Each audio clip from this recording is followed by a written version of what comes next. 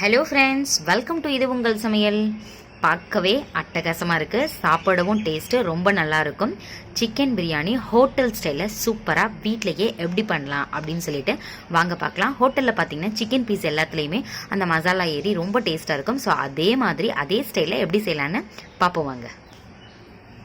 சிக்கனை ஏற்கனவே மஞ்சள் உப்பு போட்டு நல்லா வாஷ் பண்ணியாச்சு. இப்போ பார்த்தீங்கன்னா 1 டீஸ்பூன் இஞ்சி பூண்டு பேஸ்ட்டு, ஒரு 1/2 டீஸ்பூன் உப்பு, 1/2 டீஸ்பூன் மிளகாய்த்தூள், 1/4 டீஸ்பூனுக்கும் கம்மியாக இது சேர்த்துக்கோங்க பிரியாணி மசாலா சேர்த்துட்டு 1 டேபிள் ஸ்பூன் தயிர் இதெல்லாம் சேர்த்து நல்லா மிக்ஸ் பண்ணி 1/2 hour to 1 hour நல்லா மேரினேட் பண்ணி வச்சிடலாம். இந்த மாதிரி நம்ம ஊற வைக்கிறதுனால டேஸ்ட் ரொம்ப நல்லாயிருக்கும். பார்த்திங்கன்னா சிக்கன் பிரியாணியில் ரைஸ் மட்டும் தான் டேஸ்ட்டாக இருக்கும், சிக்கனில் அது ஏறி இருக்காது. ஆனால் ஹோட்டலில் பாருங்களேன், சிக்கன்லேயுமே நல்ல டேஸ்ட் இருக்கும் அந்த பிரியாணி டேஸ்ட்டாக. ஸோ இந்த மாதிரி நம்ம 1 hour to 1/2 hour கூட போதும்.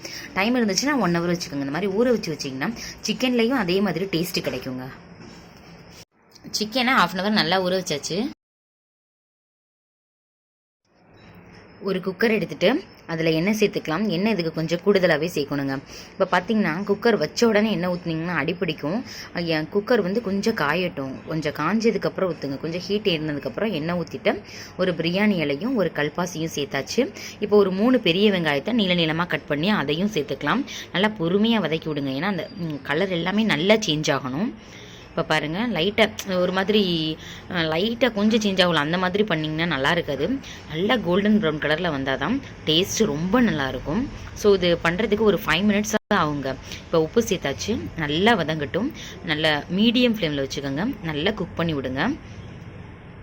இன்னமுமே நல்லா கலர் மாறணும். இப்போ கொஞ்சம் கலர் மாறி இருக்குது, நல்லா டார்க் ப்ரௌன் கலரில் வரட்டும். கலர் மாறிடுச்சு. இப்போ நம்ம இஞ்சி பூண்டு பேஸ்ட் ஒரு 1.5 டேபிள் ஸ்பூன் சேர்த்துக்கோங்க. போட்ட உடனே கொஞ்சம் அடிப்பிடிக்கிற மாதிரி இருக்கும், அதனால் நல்லா மிக்ஸ் பண்ணி விடுங்க. அப்புறம் 2 சின்ன சைஸ் தக்காளியை கட் பண்ணி வச்சு அதையும் நம்ம இதில் சேர்த்துக்கலாம்.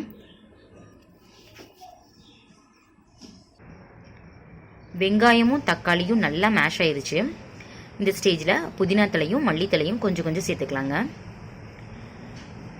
இந்த மாதிரி நல்லா மேஷ் ஆனால் தான் பிரியாணி டேஸ்ட்டு சூப்பராக இருக்கும். வெங்காயமும் தக்காளியும் தனித்தனியாக நின்றுச்சு அப்படின்னா அந்தளவு டேஸ்ட்டு நல்லா இருக்காது. தனி மிளகாய்த்தூள் 1 டீஸ்பூன், பிரியாணி மசாலா 1/2 டீஸ்பூன். ஏற்கனவே பிரியாணி மசாலா ஹோம்லேயே எப்படி பண்ணலாம் அப்படின்னு சொல்லிட்டு வீடியோ போட்டாச்சு. நான் டிஸ்கிரிப்ஷன் பாக்ஸில் போடுறேன், என் ஸ்க்ரீனில் போடுறேன், பார்த்துக்கோங்க. 1 டேபிள் ஸ்பூன் தயிர். இப்போ 1/2 kg சிக்கனுக்கு பார்த்தீங்கன்னா 2 டீஸ்பூன் கரெக்டாக இருந்தது. 1 டீஸ்பூன் இப்போ சேர்த்தாச்சு. இன்னொன்று சிக்கன் சேர்த்ததுக்கப்புறம் நம்ம சேர்த்துக்கலாம். இப்போ மேரினேட் பண்ண சிக்கனையும் இதில் சேர்த்துட்டு நல்லா மிக்ஸ் பண்ணி விடுங்க. அந்த மசாலா எல்லா சிக்கன்லையும் படுற மாதிரி நல்லா மிக்ஸ் பண்ணி விடுங்க. இன்னொரு டீஸ்பூனையும் சேர்த்துடலாம், தனி மிளகாய் தூளுங்க அது. ஸோ உங்களுக்கு நான் இதில் பச்சை மிளகாய் எதுவுமே சேர்க்கல, அதனால் நான் 2 டீஸ்பூன் நிறைய சேர்த்துட்டேன். இந்த காரம் எனக்கு கரெக்டாக இருந்தது. சப்போஸ் உங்களுக்கு காரம் அதிகமாக தேவைப்படுது அப்படின்னா பச்சை மிளகாய் தாளிக்கும் போது போட்டுக்கோங்க, இல்லை இன்னொரு டீஸ்பூன் கூட எக்ஸ்ட்ராவாக போட்டுக்கோங்க. ஸோ இப்போ பார்த்தீங்கன்னா அரிசி ஏற்கனவே ஊற வச்சாச்சு. 1 கப் அரிசிக்கு 2 கப் தண்ணி சேர்த்துருக்கேங்க. தேவையான அளவு உப்பு சேர்த்துக்கலாம், கொஞ்சமாக மஞ்சத்தூள். சிக்கன் கழுவும் போதே நம்ம மஞ்சத்தூள் சேர்த்து கழுவிருப்போம். ஸோ லாஸ்ட் இதில் கொஞ்சம் சேர்த்தோன்னா கொஞ்சம் கலர் வரும், அதனால தான் சேர்த்துருக்கேன். இப்போ பார்த்தீங்கன்னா புதினத்தில் மல்லித்தலை சேர்த்தாச்சு. இது நார்மல் ரைஸில் தான் செஞ்சுருக்கிறேன். நார்மல் ரைஸ்க்கு ஒரு 2.5 glass தான் எப்பயுமே ஊற்றுவேன் தண்ணி. இப்போ பார்த்தீங்கன்னா நல்லா ஒரு 1/2 hour மேலே ரைஸை ஊற வச்சாச்சு, அதனால் 2 glass நான் ஊற்றிருக்கிறேன். சப்போஸ் நீங்கள் சீரக சம்பா ரைஸ் எடுக்கிறீங்க அப்படின்னா 1.5 glass கரெக்டாக இருக்குங்க. 1.5 டம்ளர் மட்டும் ஊற்றுங்க, கரெக்டாக இருக்கும். நல்லா கொதி வந்ததுக்கப்புறம் அரிசியை சேர்த்துக்கலாம். இப்போ பாருங்கள், இந்த ஸ்டேஜில் ஒரே 1 டீஸ்பூன் மட்டும் நெய் சேர்த்துக்கோங்க. லாஸ்ட்டு சேர்க்கும்பொழுது பிரியாணி ஃபுல்லாகவே நல்ல வாசனையாக இருக்கும். இப்போ நீங்கள் சப்போஸ் நீங்கள் குக்கரில் விசில் வைக்க போகிறீங்க அப்படின்னா சேர்த்த உடனே நீங்கள் மூடி ஒரு 3 விசில் வச்சுருங்க, கரெக்டாக இருக்கும். இப்போ பார்த்தீங்கன்னா நான் தம் தான் வைக்க போகிறேன். பாருங்கள், இந்த மாதிரி ஓப்பன்லையே வச்சு பாருங்கள், தண்ணி எல்லாமே வற்றிருச்சு. இந்த ஸ்டேஜில் ஒரு மூடி போட்டு மூடிடுங்க. ஒரு தோசைக்கல் மேலே எடுத்து வச்சுருங்க. பாருங்கள், இந்த ஸ்டேஜில் மூடிடணும், ரொம்ப தண்ணி இருக்கக்கூடாது. தோசைக்கல் மேலே இந்த மாதிரி வச்சுருங்க, விசில் போடக்கூடாது.